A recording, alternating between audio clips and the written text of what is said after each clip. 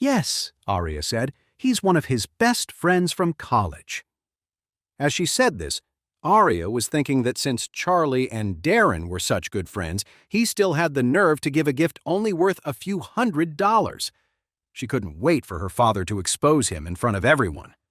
However, no one saw this coming. Orion sighed and said, that must be a very good friend. Not many people would be willing to give something so valuable. When everyone heard this, they were stunned. Valuable? Was this piece of junk actually expensive? Gavin scoffed to himself. Valuable, my ass. I could go to the vintage market, buy a forgery, and spill some coffee on it to make it look old. It would look more real than this painting.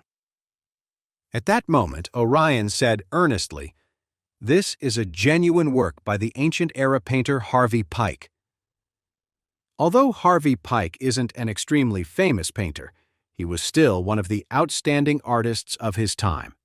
He's considered one of the great maverick artists. After a pause, Orion added, "I estimate the market price for this painting is around $200,000. More than $200,000? Aria was completely floored. She thought this thing wasn't even worth $100, and now she was hearing it was worth over $200,000. Darren was speechless. He finally blurted out, "Oh, Charlie, how could you give me something so expensive? This is way too much." Charlie replied calmly, "Darren, it's the thought that counts. Don't worry about the price." Darren was deeply touched. He never expected his good friend from college to be so incredibly generous. Gavin just stood there looking dazed. What was going on? This piece of junk was worth over $200,000? Over $200,000! Damn it, was this some kind of prank? The other students were in shock too. This time, no one dared to look down on Charlie again. After all, this was a guy who casually gave away paintings worth more than $200,000 as gifts. Everyone was now envious of Darren. Talk about a score! To get such an expensive gift for his grand opening, he'd really hit the jackpot. At that moment, Aria was also in shock, and her opinion of Charlie changed completely. She knew her father was an expert. If he said the painting was worth over $200,000, then it was definitely worth that much. Oh my God! Darren's friend actually gave such an expensive gift. That was an incredible gesture. Thinking of this, she looked at Charlie with stars in her eyes. Claire asked, puzzled, "Charlie, how much did you spend on this painting?" Charlie smiled slightly and said in a low voice, "Actually, it didn't cost much. The guy who sold it to me was an acquaintance. He got it for a steal himself, so he sold it to me for a low price." Claire couldn't help but say, "A $200,000 painting sold to you for just a few thousand? Is something that good even possible?" Charlie said casually, "Some people don't think money is everything, right? Otherwise, I wouldn't have given this painting to Darren." Claire nodded lightly. Charlie was right. If money were the most important thing, no one would give away something so expensive. It seemed that even though her husband wasn't the most successful guy, he definitely had more courage than most people. At that moment, Charlie stood up. He looked at Gavin, who was now flustered, and asked with a smile, "Mr. Gavin, how would you like to eat this table? Do you want to just start chewing, or should I have it chopped up into smaller pieces for you with a knife?" Gavin wanted to crawl into a hole and die. Damn it! What was going on? Did he forget to read the horoscope this morning or something? Why did Charlie keep owning him, one thing after another? He never would have believed it, but the painting was actually real, and it was worth more than $200,000. But he'd already made that stupid bet. What was he supposed to do now? Was he really supposed to eat the table? Impossible. If his car got wrecked, he could just buy a new one. But eating a table? How could anyone even do that? He'd actually die if he tried. The other classmates started taunting him too. "Hey, Gavin, you're the one who said you'd eat the table. You're not backing out now, are you?" "Yeah, we're all waiting for the show." Someone slapped the table, and a voice called out, "Come on, Gavin, let's see it." Gavin's face turned ugly. He blurted out, "Come on, guys. You don't have to be so harsh, do you?" "Harsh?" Charlie said with a smile. "You started this yourself. Everyone's just encouraging you to keep your promise. Why are you getting all defensive?" Gavin knew he couldn't get out of this one, so he had to swallow his pride. He said in a strained voice, "Look, I was being impulsive just now. I was wrong. I apologize to Charlie and to everyone. I hope you can all forgive me."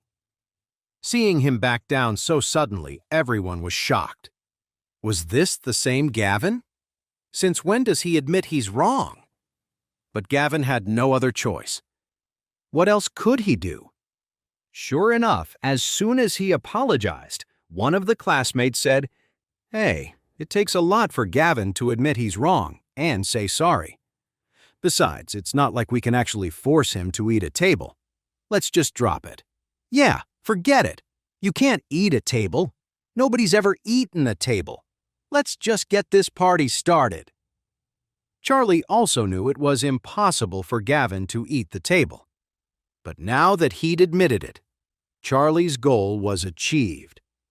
When you act all tough, you have to be ready for the consequences. But this was just a small taste of what was coming. It was only the beginning. Much worse things were waiting for Gavin down the road. So he said, since Gavin admitted he was wrong and apologized, let's forget about the table. Today is about the grand opening of the Moonlight Bistro, so let's not steal his thunder. Gavin breathed a sigh of relief. But in his heart, he was already fantasizing about killing Charlie to get his revenge. Charlie wasn't planning on letting him off the hook either. He sent a text message to Doris Young. "Which one of our deputy managers has the last name Sawyer and has a son named Gavin? Check for me." Doris Young quickly replied, "We have a vice president named Declan Sawyer, and his son's name is Gavin." "What's going on, Mr. Chairman? What are your orders?" Charlie replied, "Fire him, and do it now." "Okay, sir." Gavin had no idea that his father had just been fired from the Grand Group and was going through the termination process as they spoke. Having finally escaped his predicament, he breathed a sigh of relief. But he was already secretly plotting to find an opportunity to get revenge on Charlie. More importantly, he needed to find a way to get his dignity back in front of his classmates. Otherwise, after getting owned by Charlie twice in a row, how could he ever act tough in front of them again? Just as he was trying to figure out how to get his status back, a loud noise came from the entrance. Everyone turned to look. They saw a group of rough-looking young guys storming in. They all had tattoos and were carrying baseball bats, lead pipes, and stuff like that. They looked like bad news from the moment you saw them. Seeing this crew barge in, everyone's expressions changed, especially Darren's and Arya's, whose eyes were filled with fear. The leader, a guy with a huge scar on his face, scanned the room. He pointed at Darren and grinned. "Hey, boss, throwing such a big party and you don't give us a heads up? You looking down on us or something?" Arya's face went pale. She forced a smile and asked, "What can we do for you guys?" Before they opened, Arya had heard that some people collected protection money in this area. The last owner of this restaurant was supposedly run out of business by these same gangsters and had no choice but to sell the place. But Arya figured, in this day and age, would thugs really be brazen enough to demand money in broad daylight? That's why she bought the place for a low price, ready to run it herself. She never expected that on opening day, the local muscle would show up at her door. Scarface grinned. When you do business around here, you gotta pay respect to our boss. We're not asking for much, just give us 20% of your restaurant. In return, if any trouble comes your way, we'll take care of it.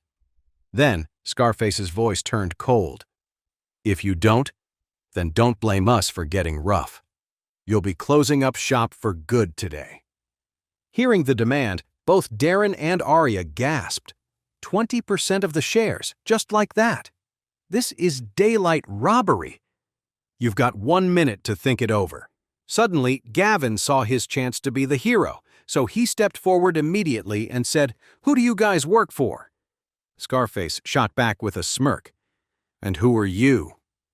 "Do I need to report to you?" Gavin scoffed and said, "Let me tell you something. My father has connections all over Orus Hill, with the cops and the crooks. I'll make one call to the head of the development zone right now." Scarface looked at him, a little intimidated. He said hesitantly, "You really know the leaders of the development zone?" "Of course," Gavin said coldly. "Get out if you know what's good for you." Scarface frowned. "All right. If you can actually get someone important on the phone, I won't come to this place again. But if you can't, then don't blame me for getting rough with you." Arya said nervously, "Gavin, please, make the call." Gavin smiled faintly and said, "Don't worry. I'll call the head of the development zone right now." The Grand Group also had projects in the development zone, and Gavin's father was in charge of them. The head of the zone had a lot of contact with his father, and he knew Gavin as well. Gavin dialed the number directly, putting it on speaker and deliberately raising his voice. "Mayor Simons, why are there a bunch of gangsters in the development zone collecting protection fees? They've all shown up at my classmate's business." There was a stunned silence on the other end. Then a voice said, "Gavin? What's going on?" Gavin said, "A friend of mine opened a restaurant and is getting hassled by guys demanding protection money. I was hoping you could do something about it, Mayor Simons."